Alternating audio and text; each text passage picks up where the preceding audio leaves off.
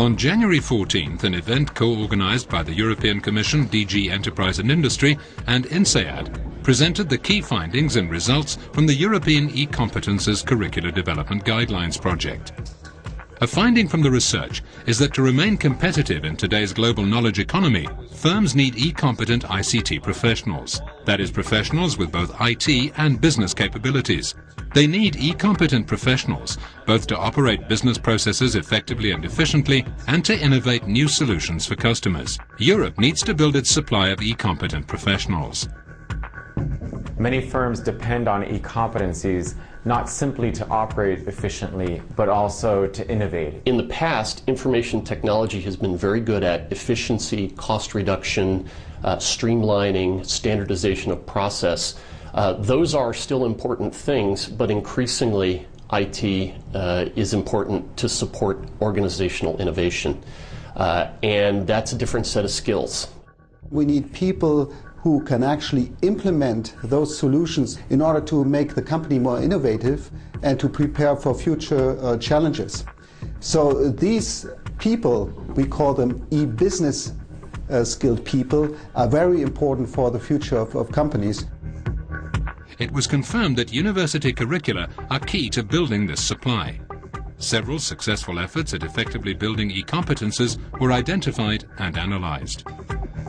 Europe has a very fragmented education market. It made it very difficult to create entities with critical mass, which is becoming an issue. If you want to have world-class education institutions, you also need critical mass. So this is something where more coordination and cooperation in Europe can help. Until now, we tend to have research programs focused on technology, not on implementing technology, not on using technology. So I was trying to push more research programs towards implementation, management, innovation, instead of just producing new technology. What we need to do in Europe, you have education and then you have a lifelong learning. We will be, able to learn, unlearn and relearn the whole, life. But it's a very dynamic environment and we are part of the globalization. So there's a lot of, competitors and they are not sleeping, obviously.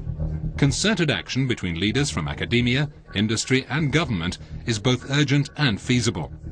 In the report, specific actions that leaders can take to build the supply of e-competent professionals and strengthen Europe's capacity to innovate are recommended. I think the universities still have a big responsibility to provide foundational skills. So there is a set of skills that you need to learn in the traditional way.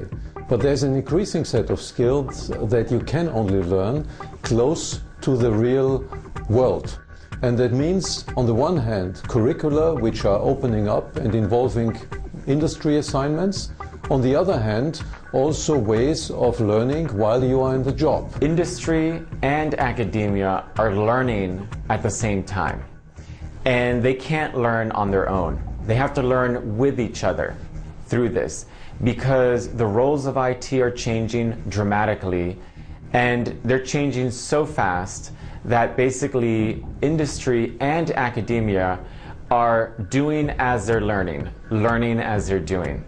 And the key is that they learn with each other. We're managing 21st century technology using 20th century approaches. So one of the initiatives that Intel and I'm involved with is the Innovation Value Institute, and what we're trying to do is create a set of management tools that can be used by governments and by companies to better harness and better manage IT so that we can create value with more predictability, with more probability, and indeed profitability. And I mean profitability both in terms of business profit, but also in terms of adding societal benefit. We need to work together. I expect industry to say, hey, those are the skills and competencies we will really need for the future. And they'll tell that, academia, so they can shape up the curricula for the future. And the public sector, I expect governments to really incentivize those universities promoting the competencies and skills for the 21st century. The European institutions can lead by example, by recommendation. They can motivate, they can find projects and solutions where there is European added value. So it's a very clear agenda for the EU, create a union which is compatible with the digital economy. Europe has no choice investing in the knowledge-based economy. 70% of our economy is already service-based. We can only survive if we develop in this knowledge-based economy, and these new set of skills are critical for this. The ICT is a major empowerment with which we can make people more responsible, more powerful, more creative. Because we all know we are heading into the knowledge economy, we are heading into the creative economy. People will be the main resource, and the EU will be about 6–7% of the global population. And if we don't make the best out of the people through education in ICT, then we will not count even the 6 or 7% globally.